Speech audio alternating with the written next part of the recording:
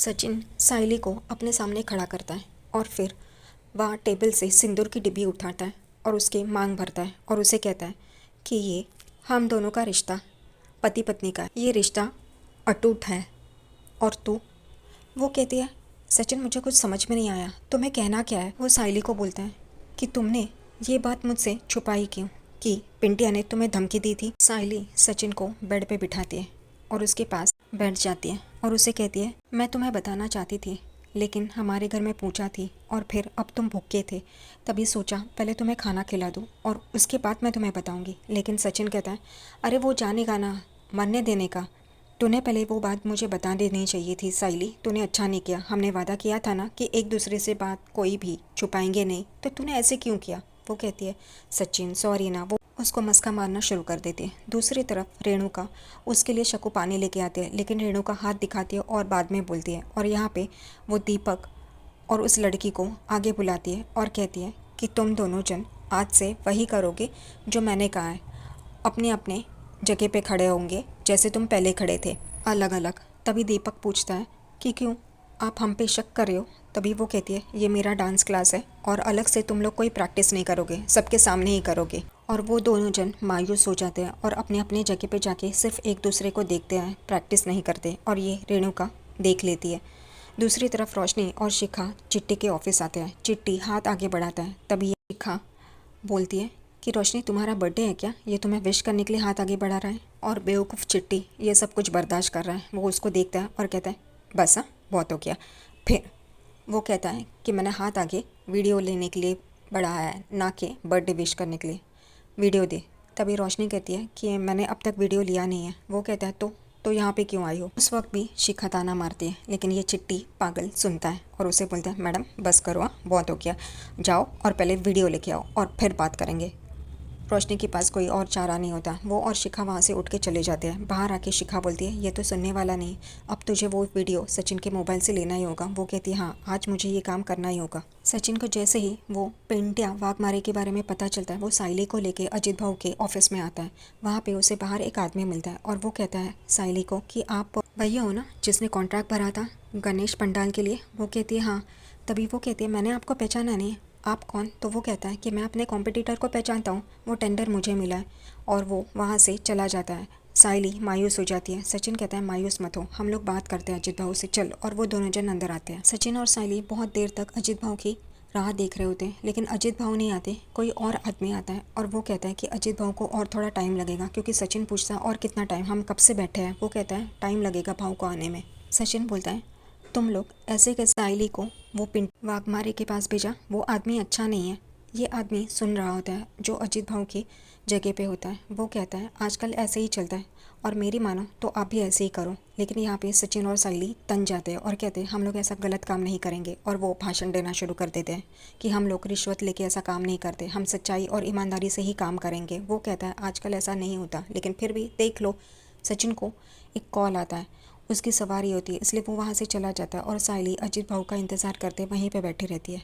Dance school से बच्चे जाने के बाद यहाँ पे शकू रेणुका के लिए चाय लेके आती है। वो कहती है, अच्छा हुआ तूने उन दोनों को डांटा, लेकिन तूने ऐसा क्यों किया? तभी रेणुका कहती है, तुझे पता चल जाएगा, मैं तुझे बाद में बता दूंगी। तभी फिर शकू कहती है, वो साइली ने बात कही हुई सच है ना? यहाँ पे रेणुका कहती है, कुछ नहीं, मैं देख लूँगी। और साइली अब से दोपहर का खाना लेके यहाँ पे नहीं आएगी। शकू बोलती है, क्यों? वो दोनों बच्चे अगर ऐसे ही कुछ कर रहे होंगे तो मेरे घर पे ये नहीं चाहिए, मैं अपना घर ये देना नहीं चाहती, बस बहुत हो गया। रेणुका कहती है, नहीं नहीं ऐसा कुछ नहीं होगा। और वो एकदम से शकू को देखने लगती है। साइली फ़ोन पे बात करते करते सचिन से वो चल रही होती है रास्ते से, उतने में सामने उसे वो पिंटिया वाघमारे और वो उसका कॉम्पिटिटर जिसको वो टेंडर मिला है, ऑर्डर मिला है, वो दोनों होते हैं, बात कर रहे होते हैं। और वो कॉन्ट्रैक्ट जिसे मिला है वो हंस हंस के पिंटिया वाघमारे से बात कर रहा होता है। साइली उन दोनों को देखती है, वो अपनी डिलीवरी दे रही होती है और वहाँ से वो कॉम्पिटिटर जो साइली का होता है वो वहाँ से चला जाता है और साइली भी अपने रास्ते जा रही होती है। उतने में पिंटिया वाघमारे उसका रास्ता रोकते हैं और कहते हैं, क्या साइली मैडम, आपको कॉन्ट्रैक्ट देने का मैंने सोचा था, लेकिन आपके नसीब में नहीं था। साइली कहती है, मैं ईमानदारी से काम करूँगी, ऐसे रिश्वत दे के नहीं। वो कहता है कि अगर मैंने चाहा तो तुम्हें कहीं पर भी काम नहीं मिलेगा। साइली उसका विरोध करती है और कहती है कि मेरे साथ बाप्पा है, आपकी ज़रूरत नहीं है और बाप्पा मुझे काम दिलवाएंगे, मेरी ईमानदारी से मैं काम हासिल करूँगी। और वो वहाँ से चली जाती है उसे खुन्नस देके। अब यहाँ पे पिंटिया बाघ मरे तो गुस्सा हो गया। वो कहता है अब देखता हूँ मैं तुझे काम कैसे मिलता है। घर पे गणपति बापा की आरती चल रही होती है और देवी की, और साइली और रेणुका एक साथ आरती करती है। रेणुका और साइली किचन में चली जाती है और रिया सबको प्रसाद बांटती है जो लोग वहाँ पे आए होते हैं। यहाँ पे बड़ी बहू का फ़र्ज रोशनी कब अदा करती है, कुछ काम ही नहीं करती।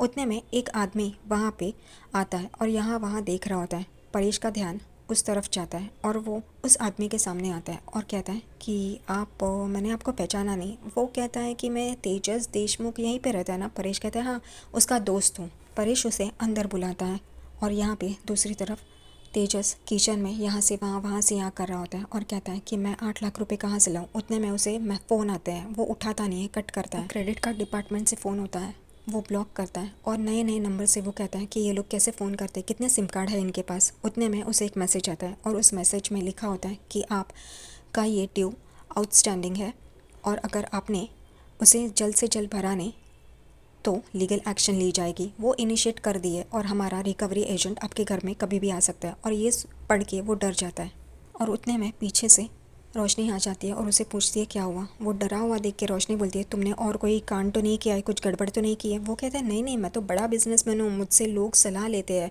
वो कहती है रियली, कौन ऐसे लोग हैं जो तुमसे सलाह लेते हैं, ऐसे कौन लोग हैं, मैं भी तो जानूँ। वो कहता है बाबू छोड़ो ना, मैं तो बड़ा बिजनेसमैन। यहाँ वहाँ की बातें करके टाल जाता है और बाहर यहाँ पे सब लोग उस तेजस के दोस्त से बात कर रहे होते हैं। वो आदमी बैंक से आया होता है, क्रेडिट कार्ड डिपार्टमेंट से रिकवरी के लिए। वो परेश को पूछता है आपके कितने बेटे हैं। परेश कहता है 3।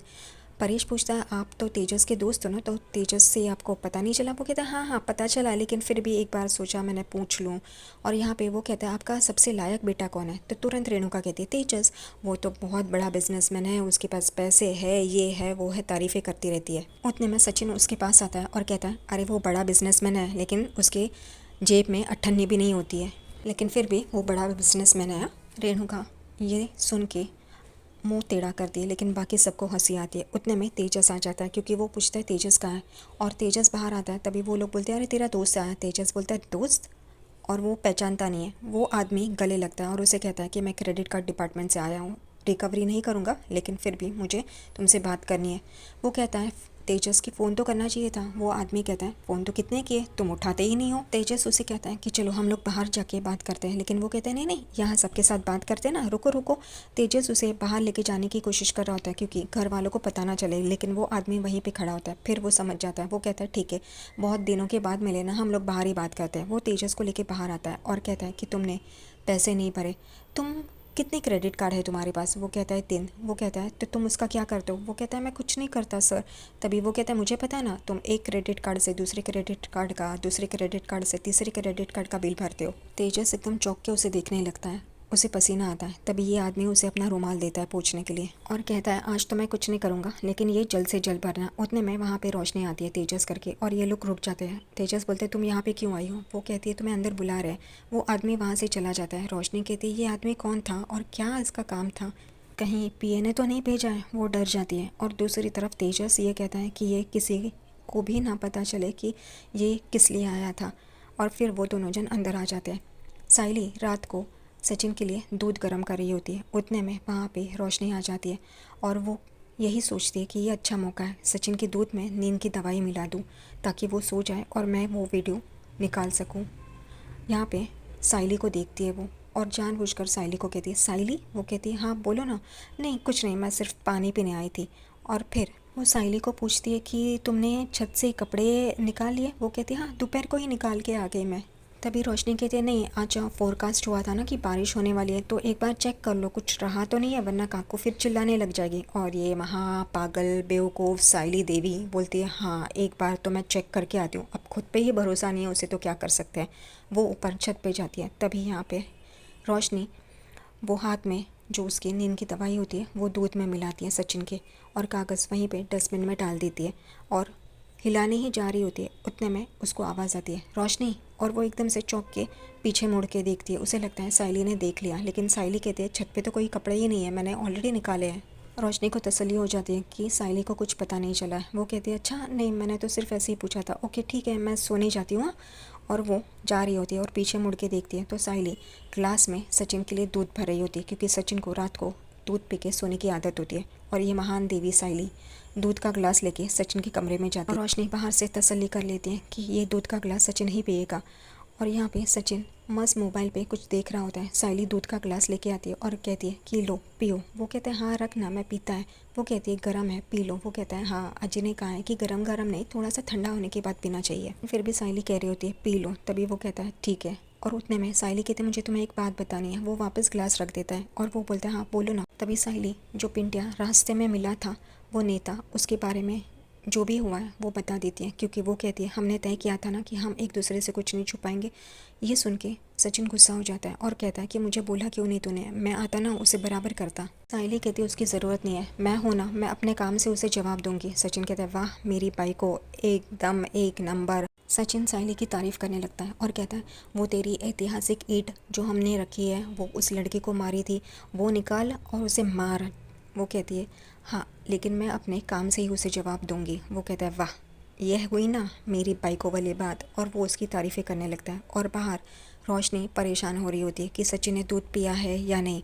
वो उनके कमरे के बाहर आके खड़ी हो जाती है और ये लोग फ़ोन में पासवर्ड नहीं रखते, सोने जाते हैं तो दरवाज़ा भी लगाते नहीं हैं। इनको रोशनी को न्योता देने में मज़ा आता है। और रोशनी देखती है कि सचिन वो दूध नहीं पी रहा है। वो कहती है कि अगर उसने दूध नहीं पिया तो मेरा काम नहीं होगा, इसने जल्द से जल्द दूध पीना चाहिए।